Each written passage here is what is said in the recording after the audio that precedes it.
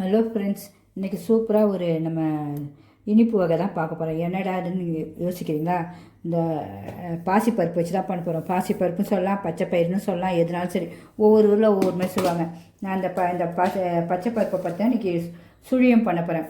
சுழியும் சொல்லலாம், சொழியும் சொல்லலாம், எல்லாம் சொல்லலாம். நம்ம தீபாவளிக்கே 2 கடலப்பருப்பு வச்சு ஒரு சுழியம் செஞ்சேன். பாரம்பரிய முறையில் சுழியம் செஞ்சுருக்கோம், போய் பாருங்கள். அவ்வளோ டேஸ்ட்டாக இருக்கும், அவ்வளோ ஹெல்த்தி. நிறையா பேர் செஞ்சுட்டு நல்லா இருக்குனாங்க. அதுக்கப்புறம் நம்ம சீனி கலங்களையும் செஞ்சுருக்கேன் சுழியம். அது வந்து அந்த மாவு முக்கி எடுக்கிற மாவு வேறு விதமாக இருக்கும்.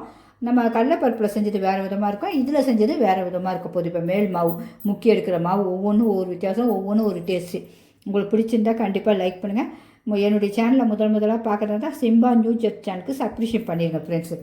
அந்த மேல் மாவுக்கு ஒரு அரை கப்பு உளுத்தம்பருப்பு எடுத்துருக்கேன். அந்த உளுத்தம்பருப்பை நல்லா 4 வாட்டி கழுவிட்டு ஊற வச்சுட்டு வந்துட போகிறோம். ஊற வச்சுட்டு அது பாட்டுக்கு ஊறட்டும், ஒரு 1/2 hour ஊறட்டும் நமக்கு. ஏன்னா இது எப்படியும் நமக்கு என்ன 1 மணி நேரமாக அவங்கவுங்களுக்கு ஊறுறதை பொறுத்து. ஒவ்வொருத்தருக்கும் வந்து டக்குன்னு வறுத்து கூட வேக வைப்பாங்க, அது நல்லா இருக்காது அவ்வளோவா. நம்ம வறுத்துட்டு நல்லா ஊற வச்சிங்கன்னா ஒரு 1 hourல நல்லா ஊறிடும். அதுக்கப்புறம் நம்ம அதை பலகாரத்தை செய்ய ஆரம்பிச்சிடும். அதுக்கு இந்த பாசிப்பருப்பு வந்து நல்லா மிதந்து 1 கப்பு ஃபுல்லாக எடுத்துக்கலாம். நல்லா 1 கப்பு ஃபுல்லாக எடுத்துட்டேன். இதே இப்போ நம்ம வறுக்க போகிறோம். இந்த பாசிப்பருப்பு அவ்வளோ நல்லது. அது வேறு இது வீட்டிலே விளைஞ்சிது, நம்ம கடைகளில் வாங்கலை. உங்களுக்கு இதை பாருங்கள் எவ்வளோ பொடிசாக இருக்குது பாருங்கள். எங்கள் பொண்ணுக்கு யார் வீட்டிலே விளைஞ்சிதுன்னு கொடுத்தாங்கன்னா, அப்புறம் நான் போயிருக்கும்போது எங்கள் அன்னைக்கு அம்மாவுக்கும் கொடுத்து விடுமானுன்னா எனக்கும் கொடுத்துட்டாங்க. நான் வேண்டாம் இருக்குன்னு, இல்லை எடுத்துகிட்டு போங்க, நீ இதுமாதிரி செஞ்சு சாப்பிடுங்க நீங்கள் ஏதாவதுன்னாங்க. இதில் வந்து நம்ம சக்கரை போட்டு வேக வச்சு நெய் ஊற்றி குழந்தைங்களுக்கு பிடிச்சி கொடுத்தாலே அவ்வளோ ஸ்ட்ரென்த்துங்க. இப்போ நம்ம இதை செய்ய போகிறோம். அடுத்து நம்ம பார்த்துருவோம். நம்ம ஸ்டவ் பற்ற வச்சுருவோம். இப்போ ஒரு கடாயை வச்சாச்சு. ஸ்டவ்வும் பற்ற வச்சுருவோம். சூடாகட்டும். ஸ்டவ்வு நல்லா சூடானதான் வைக்கணும். பொன்னிறமாக வறுக்கணும், மனம் வரும். நல்லா வறுக்கும் போது நல்லா மனம் வரும்போது ஆஃப் பண்ணிவிட்டு தண்ணி ஊற்றி ஒரு 1 hour ஊற வச்சுருவோம். நல்லா பருப்பு நல்லா ஊறி வந்தால் தான் அதை வேக வைக்கும்போது நமக்கு டேஸ்ட்டாக இருக்கும். அதுக்கப்புறம் என்னென்ன பொருள் போடுமோ அது தனியாக அப்புறம் காட்டுறேன். இப்போ சட்டி காஞ்சிச்சு, பருப்பு போட்டுருவோம். ஏன்னா நான் அந்த 1 கப்பே வந்து நமக்கு அப்படியே டபுளாக வரும், அப்போ நிறைய வரும் உங்களுக்கு. அது போக நம்ம இன்னும் தேங்காய்லாம் போடணும். அதுக்காக தான் 1 கப்பு போதும். இந்த அளவு இது எப்படியும் மினிமம் ஒரு 5 பேர் 6 பேர் சாப்பிட்லாம் இந்த நம்ம சுழியம் செய்யும் போது.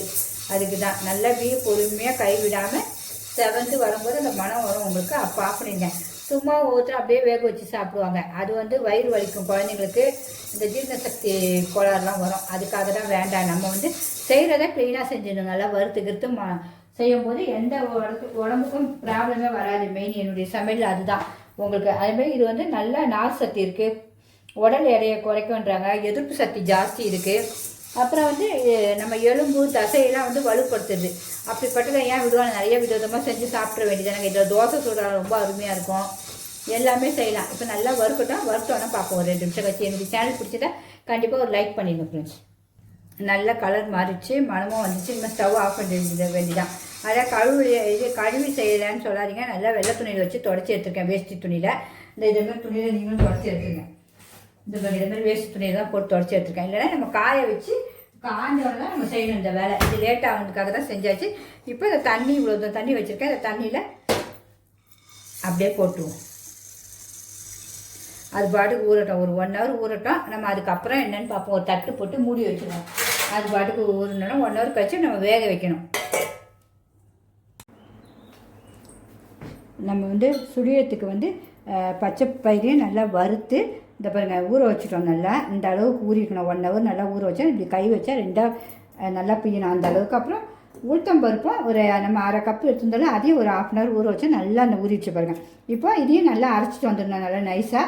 இதை வேக வச்சுட்டு வந்துடும். 1 விசிலோ 2 விசிலோ நல்லா குழையணும். உங்களுக்கு தண்ணி இருக்கக்கூடாது மெயினான. தண்ணி வந்து இதோட கொஞ்சம் குறைச்சிட்டு நம்ம குக்கரில் ஒரு 2 விசில் வச்சு வேக வச்சுருவோம்.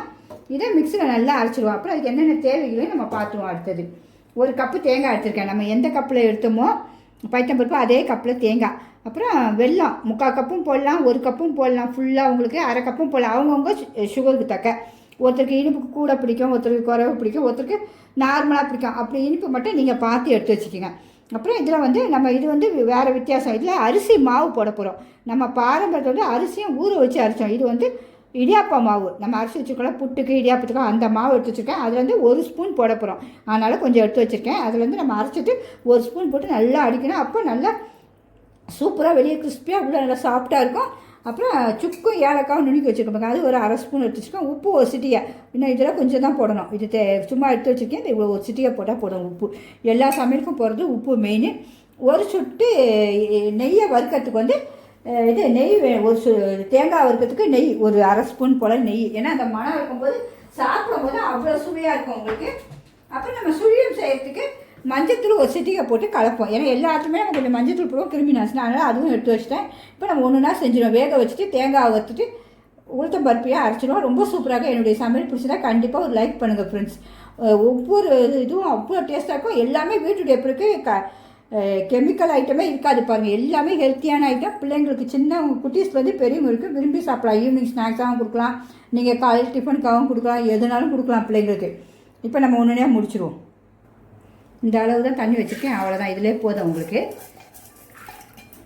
இதிலே ஒரு பிஞ்சு உப்பு போடுவோம். அந்த உப்பு போடும்போது ஒரு சுவை சூப்பராக இருக்கும். இந்த அளவு உப்பு, அவ்வளோதான். இதை பாருங்க, தண்ணி இவ்வளோ தான் இருக்கும். அந்த முங்குற அளவு தான் இருக்கும் தண்ணி, வேறு இருக்காது. குக்கரில் வச்சு ஒரு விசிலோ 2 விசிலோ, நான் ஒரு விசில் போதும் எனக்கு. ஏன்னா ஸ்லோவில் தான் கொஞ்சம் வைப்பேன். அதனால் ஒரு விசில் நல்லா குழையணும், அந்த தக்க விசில் வச்சுக்கோங்க. இப்போ உளுந்தையும் போட்டு தண்ணி இல்லாமல் எடுத்து போட்டு அரைச்சிடுவோம். வேணுன்னா ஒரு சொட்டு தண்ணியை ஊற்றிக்கலாம், அதெல்லாம் தேவையில்லை. கொஞ்சம் நல்லா நைஸாக அரைச்சிடணும். இதுவே நிறையா இருக்கும். மீதி இருந்தால் உளுந்து இருந்தால் கூட நம்ம வடை கிட்ட செஞ்சிடலாம். இந்த சுழியை சாப்பிடும்போது மேலே அப்படியே சாப்பிடும்போது வடையுடைய டேஸ்ட் வரும். உள்ளே சாப்பிடும்போது சூப்பராக பூர்ணமுடைய டேஸ்ட் வந்து செம்ம. அது ஒரு வேறு லெவல் டேஸ்ட்டில் இருக்குங்க உண்மையாகவே உங்களுக்கு.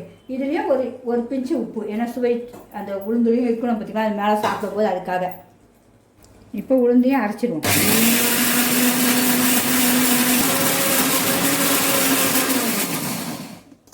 ஒரு 2 நிமிஷம் அரைக்கும் போதே சூப்பராக வந்துடும்.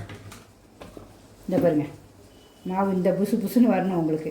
வடைக்கு அரைக்கிற மாதிரி வரணும். மாவு வந்து நல்லா கைவிடாமல் இப்படி நல்லா ஒரு 5 நிமிஷம் நல்லா அடிச்சுக்கோங்க. கையில் அடித்தாலும் சரி தான், கையில் வேணால் இந்த முட்டையெல்லாம் அடிக்கும் பார்த்தீங்கன்னா அதில் வச்சு நல்லா அடிச்சிங்கன்னா தான் அந்த டேஸ்ட்டு முறுமுறுன்னு வரும் நல்லா உங்களுக்கு. வடையுடைய டேஸ்ட்டு ஒரு 5 நிமிஷம் நல்லா அடிச்சுங்க. அதுக்குள்ளே நமக்கு அந்த விசிலும் வந்துருச்சு பாருங்கள். இப்போ ஆஃப் பண்ணிட வேண்டியதான். ஒரு 5 நிமிஷம் நல்லா கைவிடாமல் அடிங்க. இப்போ இந்த மாவுக்கு வந்து சும்மா ஒரு 1/4 ஸ்பூன் தான் போட போகிறேன். ஏன்னா கொஞ்சோண்டு மாவு தான். இந்த 1/4 ஸ்பூன் தான் பச்சரிசி. ஏன்னா அந்த சுவைக்கு தான் நல்லா அந்த வடையும் அதுவும் சேர்ந்து, அந்த அரிசியும் சேர்ந்து வரும்போது, உளுந்து மாவும் அதுவும் சேர்ந்து வரும்போது செம்ம டேஸ்ட்டாக. கொஞ்சோண்டு மஞ்சத்தூள், ஒரு பிஞ்சு உப்பு போட்டு தான் அரைச்சிருக்கோம். கொஞ்சம் லைட்டாக தண்ணி, ஏன்னா நம்ம முறுக்கி போடுறதுக்கு தக்க தண்ணி வேணும்ல, அந்த அளவு நல்லா வச்சு இப்படி கைவிடாமல் ஒரு 5 நிமிஷம் நல்லா கரைச்சி அப்படியே வச்சுருங்க. அதுக்காக நம்ம பூ நல்லா ரெடி பண்ணிடலாம். இது இன்னும் நல்லா ஊறும்போது நல்லா சூப்பராக இருக்கும். நம்ம இது வந்து அதுமாதிரி எண்ணெயிலையும் சூப்பராக பொரிக்க போகுது. எண்ணெயில் பொரிச்சாலும் சூப்பராக இருக்கும். அதோட ஹெல்த்தியாக வந்து எண்ணெய் கம்மியாக உங்களுக்கு வந்து நம்ம இது இருக்குது பார்த்திங்களா, பனியாரி சட்டி கல், அதில் தான் செய்ய போகிறோம் உங்களுக்கு. நமக்கு அது ரொம்ப சூப்பராக இருக்கும். அது இந்த அளவுக்கு பதம் வந்தாலும் போதும். நமக்கு பத்தலைனாலும் தண்ணி கொஞ்சம் ஊற்றி அடிச்சுக்கலாம் அதேமாரி. இப்போ ஒரு பேன் வச்சாச்சு. கொஞ்சோண்டு நெய், தேங்காய் வறுக்கிறதுக்காக அந்த சுவைக்கு ஒரு 1/4 ஸ்பூன் வச்சுக்கிங்களேன். அவ்வளோதான், இதுக்கு மேலே வேண்டாம். ஏன்னா குட்டி சாப்பிட்டுக்கலாம். அதுவும் விசில் வந்தாச்சு, ஒரு விசில் ஆஃப் பண்ணிடுவேன். ஸ்லோவில் தான் வச்சுருந்தேன். தேங்காய் நல்லா அந்த 1 கப்பு அப்படியே போட்டு வைக்கலாம். நல்லா ஃபுல்லாக தேங்காய் போடும்போது தான் டேஸ்ட்டு சுவை சூப்பராக இருக்கும். பொறுமையாக அப்படியே வறுத்து வைக்கணும். நல்லா கோல்டன் ப்ரௌன் வந்தோடனே ஆஃப் பண்ணிட வேண்டியதான். இப்போ இங்கே கலர் நல்லா மாறிடுச்சு. இந்த டைமில் ஆஃப் பண்ணிடலாம். ஏன்னா அப்புறம் நம்ம வந்து திருப்பி பயிரோடையும் வெல்லமும் போட்டு ஒரு கலக்குவோம். அதனால் போதும். இந்த சூட்டில் இன்னும் கொஞ்சம் அது நல்லா வந்துடும். நல்லா கோல்டன் ப்ரௌன் வந்தோன்னா ஆஃப் பண்ணிடுவோம். இப்போ அடுத்தது பயிர் அதுக்குள்ளே போய் பார்ப்போம். விசில் ஃபுல்லாக போயிட்டோன்னா திறப்போம். ஏன்னா இல்லைன்னா வெடிச்சிடும் திறக்கும்போது. அதனால் கேர்ஃபுல்லாக பண்ணுங்கள். இப்போ பார்த்தீங்களா, நம்ம கரெக்டாக அதே அளவு வச்சிங்கன்னா சூப்பராக இருக்கும். அதை பாருங்க, தண்ணி ஒன்றுமே இல்லை பாருங்க. கொஞ்சோண்டு தண்ணிக்கு அது பிசையும் போது சூப்பராக இருக்கும். இப்படி அழுத்துனீங்கன்னா நல்லா மசிஞ்சிடணும். இப்படி மசிஞ்சு வச்சுக்கோங்க நல்லா. உங்களுக்கு சப்போஸ் வேகலைன்னா நீங்கள் மிக்சியில் கூட போட்டு ஒரு ஓட்டு ஓட்டுக்கலாம். இப்போ இந்த மாதிரி மசிக்கணும் நல்லா. இதை மாதிரி இதை மாதிரி வச்சு நல்லா மசிச்சிங்கன்னா சூடாக மசிச்சுட்டு அடுத்தது அப்படியே என்ன பண்ணலான்னு பார்க்கலாம்.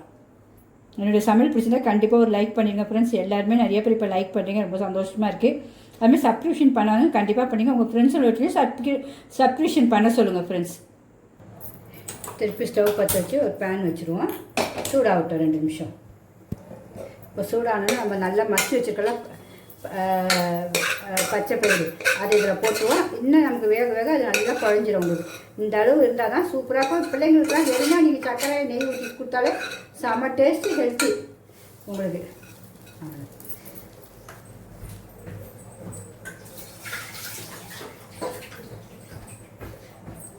இப்போ அது கூட வெள்ளத்தை போட்டுடலாம். நமக்கு வந்து பார்த்து வெள்ளம் கொஞ்சமாக போட்டுக்கிட்டு அப்புறம் வேணுன்னா கூட போட்டுக்கலாம். இனிப்பு ஜாஸ்தி இருந்தால் சாப்பிட முடியாது.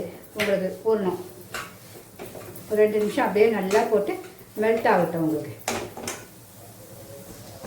இந்த மீதி இருக்க சுகரையும் வெள்ளத்தையும் போட்டுடலாம். அவ்வளோதான். போட்டு பொறுமையாக அப்படியே ஸ்லோவில் வச்சு கொஞ்சம் கிண்டுவோம். பாருங்க, இப்போ நல்லா சூப்பராக அப்படியே கொதித்து வரும். அப்போ வந்து நம்ம இந்த தேங்காவும் போட்டுடலாம். தேங்காய் வறுத்த தேங்காய் தான் உங்களுக்கு, அதனால் ஒன்றும் கிடையாது. நல்லா வயிறே வலிக்காது, வயிறுலாம் வலிக்காது குழந்தைங்களுக்கு. இதையே நல்லா போட்டு கைவிடாமல் கிண்டணும். ஸ்லோவிலே வச்சு கிண்டிட்டு நல்லா ஆறினோன்னு உருண்டை பிடிக்கணும். இனிமேல் நெய்யெலாம் எதுவுமே நம்ம நெய் ஒரு 1/2 ஸ்பூன் ஊற்றிருக்கோம். அந்த நெய்யே போதும். உங்களுக்கு சப்போஸ் நெய் தேவைன்னா நீங்கள் ஊற்றிக்கலாம். ஏன்னா நமக்கு நெய் தேவையில்லைன்னா இதுவே நல்லாயிருக்கும் சூப்பராக. இது கொஞ்சம் நல்லா வற்றணும் உங்களுக்கு. இப்போ பாருங்கள், உங்களுக்கு தெரியும் முன்னாடி இருந்ததுக்கும் எப்படி வந்தவங்க இப்படி போட்டு இப்படி சுற்றினா இப்படி சுற்றி வரணும் அழகாக இந்த பால் மாதிரி. உங்களுக்கு இந்த அளவு வந்துட்டால் போதும். ஏன்னா இதை ஆஃப் பண்ணி வச்சு நம்ம இன்னும் உருண்டை பண்ணும்போது இன்னும் அந்த கட்டியாகும் உங்களுக்கு. இப்போ நல்லா கரெக்டான பக்குவம் இருக்குது. டேஸ்ட்டும் பார்த்தா ரொம்ப சூப்பராக இருக்குது. இனிப்பு ஏலக்காய் வாசனைலாம் சும்மா தூக்கி கொடுக்குது அவ்வளோவா. இனிமேல் நம்ம இப்போ ஆஃப் பண்ணிடலாம். இப்படி சுருண்டு வரணும். வேறு ஒன்றும் நீங்கள் பக்குவம் பார்க்கும்போது இப்படி பாருங்கள். வந்துச்சுன்னா இது இன்னும் ஆறும்போது இன்னும் கட்டியாகும். நம்ம உருண்டை பண்ணும்போது ஈஸியாக இருக்கும். இனிமேல் நம்ம அதை ஆற வச்சுட்டு அப்புறம் உருண்டை பண்ணுவோம்.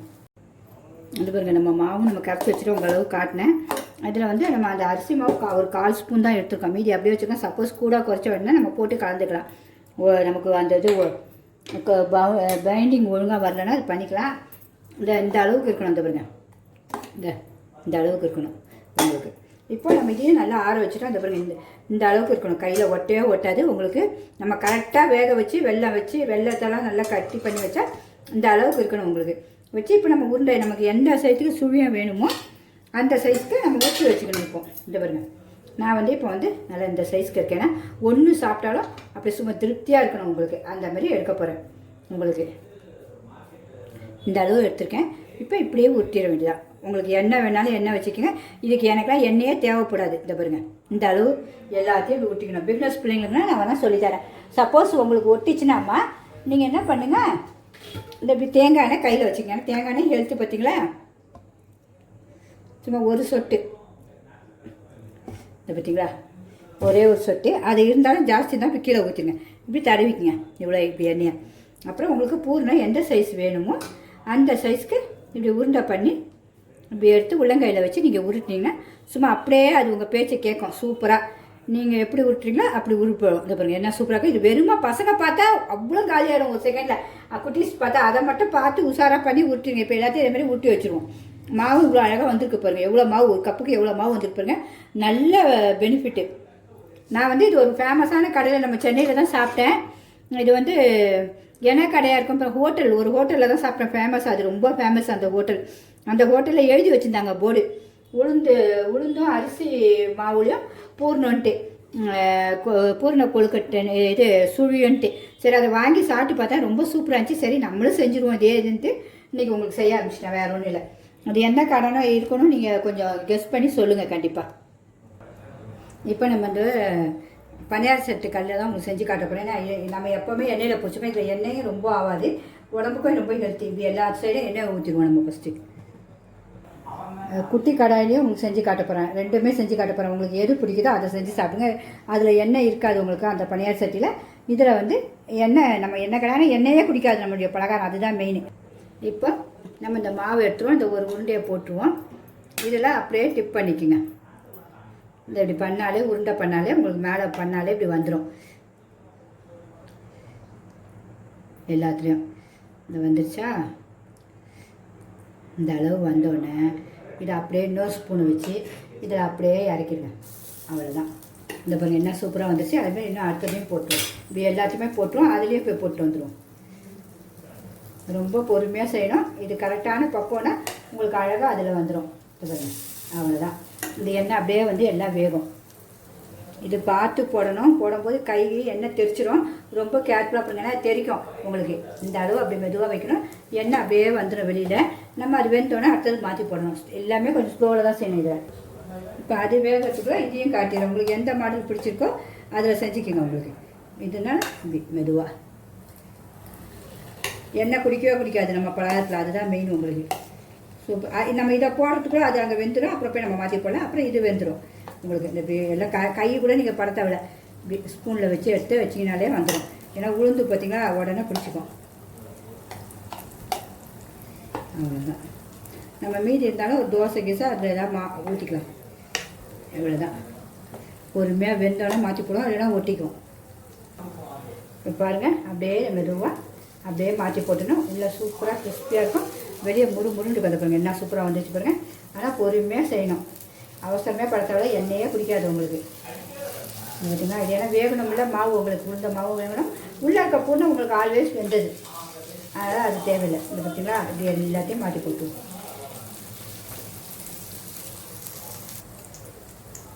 இப்போ அடுத்தது இதை மாற்றி போட்டுருவோம். இதுவும் ஸ்லோவிலே தான் இருக்குது. பொறுமையாக பார்த்து இப்படி மாற்றி போடுவோம். நல்லா செமையாக சூப்பராக இருக்கும் டேஸ்ட்டுங்க இது. இப்போ எனக்கு சுடும் போதே வாய் ஊறுது, சுழியும். இப்போ என்ன சூப்பராக வந்துருக்கு பாருங்கள்.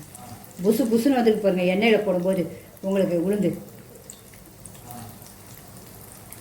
நம்ம சுழியும் அப்படியே மாற்றி போடும்போது இந்த மாவு சைடில் இருக்க மாவுலாம் இப்படி போட்டுருங்க. அது எல்லாம் ஒன்றா சேர்ந்துக்கும். உங்களுக்கு சூப்பராக வந்துச்சு பாருங்கள். எண்ணெயே இல்லை பாருங்கள். இருக்கிற அந்த ஒரு நம்ம ஊற்றின எண்ணெய் தான் உங்களுக்கு. இப்படி எல்லா பக்கமும் கொஞ்சம் அப்படியே 2 வாட்டி திருப்பி விடுங்க. நல்லா வெந்து முறுமுறுப்பாடும். அதுக்குள்ளே அதுவும் வெந்துடும். போய் பார்ப்போம் உங்களுக்கு. சூப்பராக உங்களுக்கு எந்த மாடல் வேணுமோ அது போடுங்க. எல்லாம் எடுக்கும்போது நம்ம எடுத்துகிட்டு சுவையும் பார்த்துருவோம்.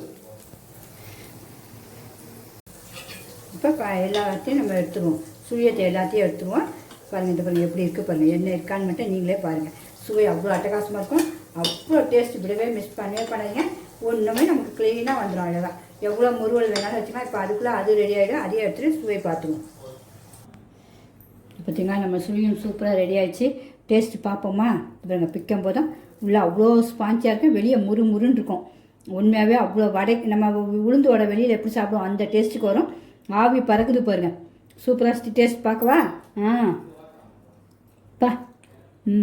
முறுன்னு செம்ம டேஸ்ட்டுங்க. மிஸ் பண்ணவே பண்ணாங்க. சாப்பிட தான் தோணுது. உங்களுக்கு பிடிச்சதா கண்டிப்பாக லைக் பண்ணுங்கள். சிம்பா நியூஸ் சப்ஸ்கிரிப்ஷன் பண்ணுங்கள். உங்கள் ஃப்ரெண்ட்ஸுங்களுக்கும் ஷேர் பண்ணுங்கள். அதுமாதிரி இந்த ஆளுன்ற பட்டன் கண்டிப்பாக அமுக்குங்க. நிறைய பேர் எனக்கு வீடியோவே காட்ட மாட்டேது உங்கள் வீடியோன்றாங்க. நீங்கள் ஆளுன்ற பட்டன் அமுக்குனீங்கன்னா உடனுக்குடன் காட்டும். அதுமாதிரி எண்ணெயில் அப்போ சூடாக இருக்குது. எண்ணெயில் பொரிச்சது இது இருக்குது பாருங்கள் 3. அதுவும் நல்லாயிருக்கு உங்களுக்கு. அதோட நமக்கு இது வந்து சூப்பர். எண்ணெயில் இல்லாமல் தான் பெரியவங்களும் அழகாக விரும்பி சாப்பிடுவாங்க எடுத்து கையில் வச்சு. சூப்பராக இருக்கா? குண்டுன்னு பிடிச்சிருந்தா கண்டிப்பாக ஒரு லைக் பண்ணுங்கள் ஃப்ரெண்ட்ஸ். Okay bye. சூப்பராக இருக்குது.